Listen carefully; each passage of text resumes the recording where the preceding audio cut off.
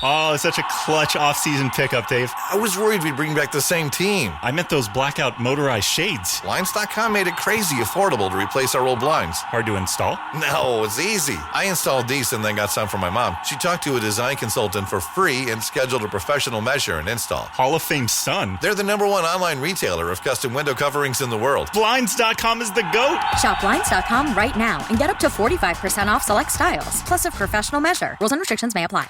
The PC gave us computing power at home, the internet connected us, and mobile let us do it pretty much anywhere. Now generative AI lets us communicate with technology in our own language using our own senses. But figuring it all out when you're living through it is a totally different story. Welcome to Leading the Shift, a new podcast from Microsoft Azure. I'm your host, Susan Ettlinger. In each episode, leaders will share what they're learning to help you navigate all this change with confidence. Please join us. Listen and subscribe wherever you get your podcasts.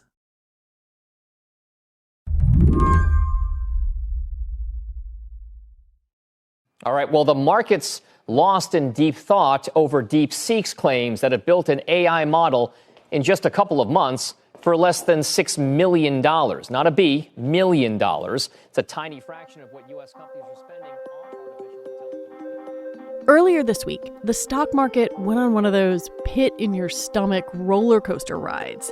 The NASDAQ, led by chipmaker NVIDIA, lost $1 trillion in value before calming down a little. All because of a Chinese AI company called DeepSeek and a new app it rolled out on January 20th. Zeyi Yang was watching the market chaos with a little skepticism. I mean, for me, I would say it's a little bit of overreaction. As someone who has known this company for a year, who have been kind of tracking the development of AI models in China, this is like a little surprising to me, but not enough to cause like a huge panic, right? Like of the whole market.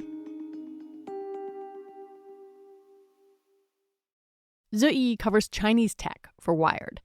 And the thing about DeepSeek R1, that's the name of this new model, is that it's an AI chatbot.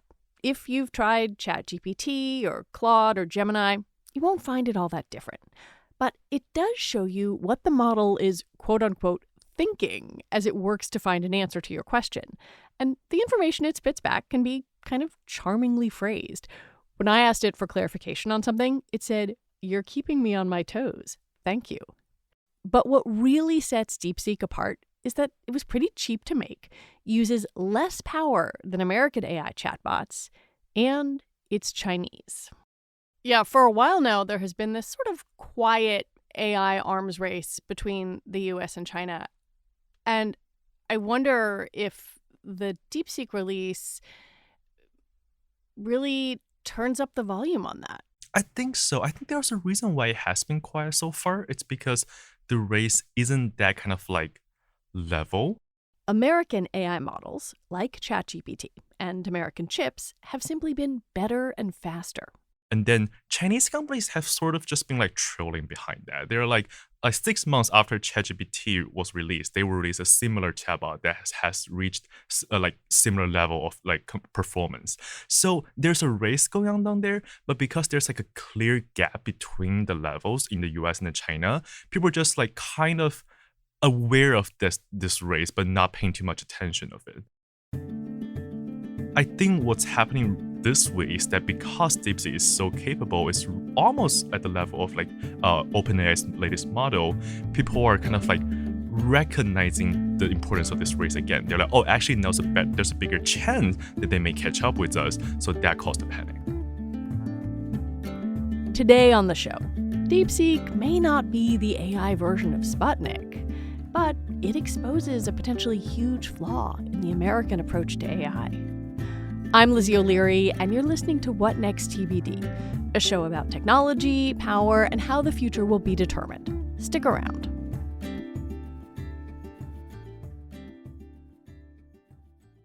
This podcast is brought to you by Progressive Insurance. Fiscally responsible, financial geniuses, monetary magicians. These are things people say about drivers who switch their car insurance to Progressive and save hundreds. Because Progressive offers discounts for paying in full, owning a home, and more. Plus, you can count on their great customer service to help you when you need it, so your dollar goes a long way. Visit Progressive.com to see if you could save on car insurance. Progressive Casualty Insurance Company and Affiliates. Potential savings will vary. Not available in all states and situations. Imagine what's possible when learning doesn't get in the way of life. At Campbell University, our game-changing FlexPath learning format lets you set your own deadlines so you can learn at a time and pace that works for you. It's an education you can tailor to your schedule. That means you don't have to put your life on hold to pursue your professional goals. Instead, enjoy learning your way and earn your degree without missing a beat. A different future is closer than you think with Campbell University. Learn more at capella.edu. I wonder if we could back up and you could tell me a little bit of the story behind this DeepSeek model. The company was founded by an engineer, Yang Wenfang, who made a lot of money in the investment world. What was his goal with this app? He is sort of like secluded. He doesn't really talk to media, so it's really hard to get a story from himself. But just according to his resume or to his only 2 interviews he has done with Chinese media, he has this belief that humans can achieve AGI, generative artificial intelligence, at some point, and he wants to be the one kind of pushing human beings towards that goal. On Monday, DeepSeek became the most downloaded free app in the US, and I wonder if you could describe what's unique about it. What's different from chatbots that American users might be familiar with? Well, if you have used the app, I feel like the experience feels very similar to ChatGPT, it does. right? And I think I've also seen reporting from my colleagues this week that even just the design of the app, the background code of the app really resembles OpenAI's products. And I think that's a good thing for kind of American people to try out DeepSeek because there's no learning curve. If you are someone who have used chatbot apps for a year now, you'll find it very simple to use DeepSeek's app. And I think that helps the product kind of become more popular, more viral outside of China. But there are some things that set it apart, namely in the cost and the compute involved. Can you describe that for me? Yeah, so I think one of the models last year about V3, which is their latest generation model, but not fine-tuned for reasoning tasks, says that to train this model, they only used about $5.8 million USD to train that model. Wow. Which is a very small number compared to what I guess the American AI companies have been saying. Well, I will caution that there's some nuance there. They're basically just saying that from their last generation model to this generation model, it costs only $5.8 million. Well, you also have to spend to train the last generation model. And I don't think that includes the salary they pay for the scientists to do research on this. So the actual number has to be a lot more bigger than this. But still, just this number itself, it's surprising to a lot of people in the industry because they would assume to achieve this kind of task, you will need maybe tens or hundreds of millions of dollars.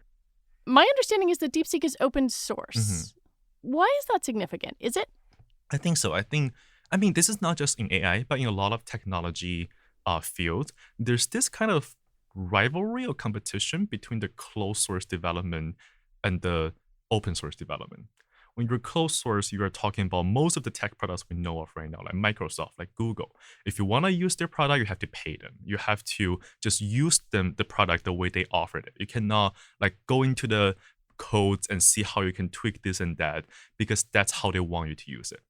Open source is a completely other field. You're talking about you're just releasing the product out there on the internet, releasing all the codes with it, and anyone who wants to use it for their own commercial uses can just freely adapt it.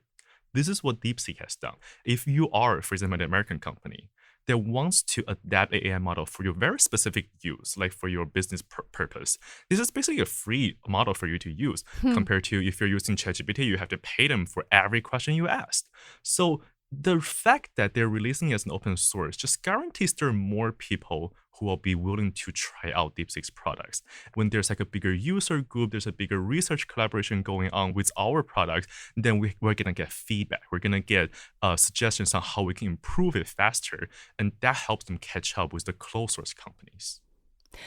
I'm also curious about the energy footprint because the big American models that we've seen so far demand a tremendous amount of computing power, which then on the back end means more data servers, more power, even potentially restarting nuclear power plants. Yes. So how does the energy use compare? I think what DeepSeek has achieved, maybe not intentionally, is to propose an alternative pathway for the development of AI industry.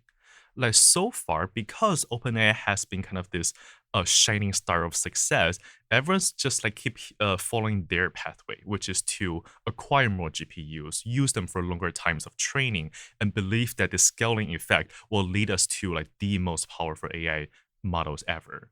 And I think most of the people in Silicon Valley and in the government circles have like bought in on that so far. But with DeepSeek, it's an opportunity to reconsider all of this calculation. It's like previously we're thinking, oh, we are sacrificing a lot on the environmental effects because maybe our only way to achieve a better AI is to kind of like to sacrifice the environment. But now people are thinking that actually, if there's a way to put our resources into just making our models more efficient, making them cheaper, making them easier to train, then that has like a larger marginal return than just keep buying more chips. So I do think I would really love to see kind of more conversations inspired by the DeepSeek success to just go out that maybe we don't have to focus on getting more chips and data centers to increase our AI capability. There are a lot of ideas that might not have been even explored at this point because people have just thought that there's only one way to go. I want to put this in a little geopolitical context. You have been covering Chinese technology for some time. Is there a way to sort of characterize the Chinese government and Chinese companies' approach to AI development? I think it's really interesting, and it also kind of changes. Right now, I think we're in a period where both the Chinese government and the Chinese companies wants to catch up, especially after ChatGPT was released. I think a lot of the people in China, both in governments and in private companies, were shocked by how much advances has happened in AI. So from then, I believe 2022 to now, they've always been this model. We have to catch up with ChatGPT. How do we do that? You can say shit. It's okay. Like how do we do that? And the governments are always feeling like they have been tough on their tech sectors for a while, but maybe we need to relax that a little bit just to make sure our companies stay competitive. They're saying that, well, do whatever you want. Just try to not mess up. But then within the kind of the scope there, do whatever you want. In 2022, the U.S. put export controls in place that were designed to restrict China's access to AI semiconductors, manufacturing equipment, really to try to hoard, if I can say that, the best stuff. How did China respond? So they didn't realize that chips are so important in the making of an AI product, and also that America has such a big control over the global chip supply chain. What has happened over the past 2 years is that the US government has been building and really reinforcing this chip export control regime to make sure that it's really hard for a Chinese company to buy the most advanced chips in China. And that is a challenge for basically every single AI company there in China because they want the best chips. They want to use them to maybe follow the same path that OpenAI has gone down. But it's just not a possibility right now. That's part of why DeepSeek has gone this adventure of like finding out the most efficient way to train their models because they already know that for the foreseeable future, it's not going to be very easy for them to get a advanced GPU. So you might as well focus on something else. The other consequence of the export control, I would say, is that there is this push for China to develop its own GPUs. Right. But it's going to take a real long time and a lot of resources because chips are such sophisticated like hardwares to make. And they're making some progress, but people are still saying that it may take them even like a decade to catch up. And AIs are going to advance a lot in a decade. So I think a lot of the Chinese companies or governments are still freaking out about whether they can really catch up with regarding to chips. After the break, what the U.S. plans to do if China does catch up.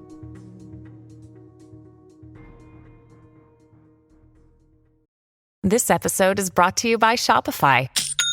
Forget the frustration of picking commerce platforms when you switch your business to Shopify, the global commerce platform that supercharges your selling wherever you sell. With Shopify, you'll harness the same intuitive features, trusted apps, and powerful analytics used by the world's leading brands. Sign up today for your $1 per month trial period at shopify.com/tech, all lowercase. That's shopify.com/tech.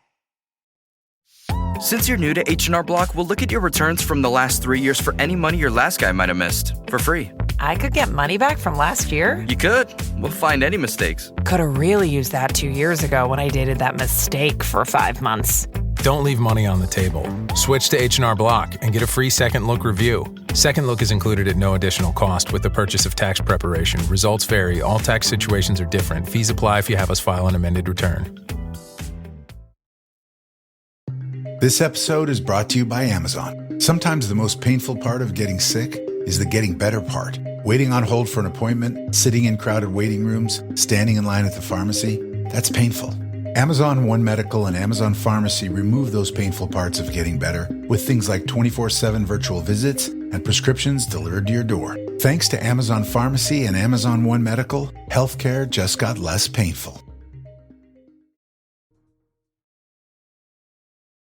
When I look at how the U.S. government is responding this week, there's a whole lot of stuff happening. In his confirmation hearing, the incoming Commerce Secretary Howard Lutnick said he took I'm quoting here, a very jaundiced view of China. And then when you use DeepSeek, your query data, presumably, is going to China. Do you think we will see lawmakers react in the same way they did to TikTok and ByteDance? I think that is very likely because we have seen in the past few years, data security is one of the biggest concerns in the US-China kind of tech tensions. And it really manifests in this way that US government is worried about US nationals using Chinese apps and unwillingly sending their data to China. This is one of the major justification for banning TikTok in the US. And the way that specific law banning TikTok was written makes sure that it can cover other Chinese companies as well. So I would say if the government really wants to do it, it would be very easy to apply that towards DeepSeek and make sure that most Americans cannot easily access DeepSeek. But again, coming back to the fact that DeepSeek is an open source model, that actually also means that if you want to use its model, there's a way for you to not send any data to DeepSeek, to its Chinese servers at all, but still enjoy like the capability of the model. So in that sense, it's less of a security concern because you don't have to go through Chinese companies, unlike TikTok. In the middle of all of this, we get this announcement that OpenAI, Oracle, and SoftBank are coming together to form this thing, Stargate. President Trump announces it. And I look at that and I wonder, like, okay, if we're trying to place that announcement in the context of this kind of cold AI war, where does it fit? I think it really is an example of how the American government and the private sectors are coming together and recognizing this importance to compete with China or maybe other kind of geopolitical forces out there. Because previously you were most seeing that maybe the American government is concerned about like the security or the national interest. And some of the business will be like, well, we don't want that many regulations. We just want to do whatever we want. But when I see this Stargate project announcement, I was thinking like, oh, they're really combining their forces. They're saying that our priority right now is really to make sure the US stays ahead and China stays behind. And because of that, we're willing to maybe forget some of the discrepancies we have, but just focus on this one really costly project. There's this other thing that happened that I find kind of ironic in all of this, where OpenAI comes out and said that DeepSeek had inappropriately taken data from its model. But of course, that is almost identical to the charge that many writers, journalists, people who have just made stuff and put it on the internet have leveled at OpenAI, that it's training, its LLMs on our data. Like, am I wrong to see a little irony here? I see the same as you. I think the thing is that copyrights in the AI age is just so messy, right? And because most of these companies don't really open up about how they get their data and use their data, you're just doing the guessing work here. The reason why that inspired kind of this looking into whether DeepSeek copied OpenAI or used their data is because sometimes when you ask DeepSeek's bot, like, who are you? They will answer that, oh, I'm ChatGPT. or I'm GPT 3.5 or something. And people see that as a proof that, oh, you must have like copied from GPT. That's the only reason why. Actually, I don't think that's the only reason why. That's one of the explanation. The other explanation is that people have just been putting out so much answers they get from ChatGPT on the internet now. And maybe DeepSeek just caught all of those and learned from all of those tags. And in the end, it was trained to believe that, oh, I am ChatGPT. When I answer a question, I'm going to answer in the voice of ChatGPT. Are they just crawling the outputs of the model, or are they just like copying the model structure and everything from there? I think OpenAI is probably trying to figure that out right now.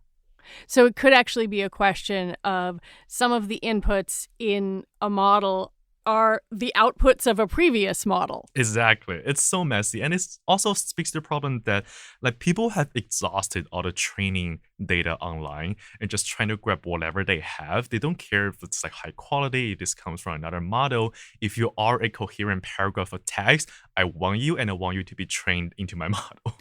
I had a funny experience earlier this week where I put the new DeepSeek model on my phone and I was comparing the answers that I was getting from it to ChatGPT. And so I decided to see what it could tell me about myself. And both models incorrectly insisted that I went to different colleges. Neither of them got the college that I went to, right? But they kept coming back to me telling me that it was wrong. And so it does make me wonder that, like, while there are these amazing technological advances going on, the stuff that comes out of an LLM isn't necessarily right. Still. I will say that some people look at DeepSeek as like a better alternative to OpenAI in terms of the performance or the output. I wouldn't necessarily think so. I think they provide kind of like a comparable or very similar products. The mistakes that ChatGPT makes, DeepSeek could make that mistakes too. And we're also pretty early into like testing the product to really know how capable it is. I wouldn't really see the success of DeepSeek as like a big resistance to kind of the AGI narrative or like this dominant narrative that we really should focus on AI, because it still has a lot of the problems that this narrative has. That's kind of where I was going here, because for all the heat and light that this has gotten over the past week, I still have questions about consumer demand. Yes, individual consumers, but also enterprise consumers. And clearly, Silicon Valley and many Chinese tech companies think that AI is the way to go. Have you seen a corresponding demand that says the consumer out there really wants AI in everything? If we're talking about just individuals, like everyday people like us, I actually feel like there is a larger appetite than I have previously recognized, because I've been just talking to my friends, like traveling with them, and I realized a lot of them have started having this habit of using their ChatGPT as a search engine. Like they do not use Google at all. So I really think those experiences made me rethink kind of how people want to adopt an AI product like that. The other thing I've noticed is that DeepSeek's latest model, R1, it was released as this model that's really good at doing math and reasoning. And that's what I guess most people are testing it for. But within China, there are also a lot of people who's asking the model to write poetry. And they were pretty amazed by the output of it. And I think people have some genuine joy there, just enjoying like, oh, this chatbot just write this beautiful poetry for me, and I really like it. So I think there are ways people can kind of like make use of these AI models, but are they willing to pay for it? Maybe not. DeepSeek right now is completely free. I think a lot of assumptions in the business side is built on people are willing to pay for this kind of like either enjoyment or knowledge they get from the models. I don't really trust that assumption. Do you think DeepSeek has fundamentally altered something about the way we think of this quiet AI competition between China and the US?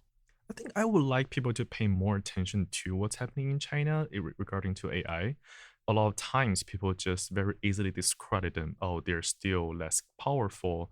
They're still sensors. So there's no reason for us to talk about them at all. And I think that kind of ignorance really creates this, I guess, lack of attention and research and just trying to understand more of what's happening in China. I mean, I'm someone who's keeping my eye on them all the time, but I also feel like I wish more people, maybe at least in the AI industry here, will at least acknowledge that sometimes when they're releasing it for the public to use freely, we can take advantage of that and we can use it in our models too. And sometimes when they do have really fast breakthroughs and we need to be alerted of that, I just hope there's more dialogues going on and more people just casually paying more attention to what's happening there on the other side of the planet. Thank you so much for coming on and for talking with me. Of course, this has been a really fun conversation. Zeyi Yang is a senior tech writer for Wired magazine. And that is it for our show today. What Next TBD is produced by Evan Campbell, Patrick Fort, Cheyna Roth, and Paige Osborne. Our show is edited by Elena Schwartz. TBD is part of the larger What Next family, and if you like what you heard, the number one best thing you can do to support us is to join Slate Plus. You get all your Slate podcasts, like this one, ad-free, and you'll never hit a paywall on the Slate site. All right, we'll be back next week with more shows. I'm Lizzie O'Leary. Thanks for listening.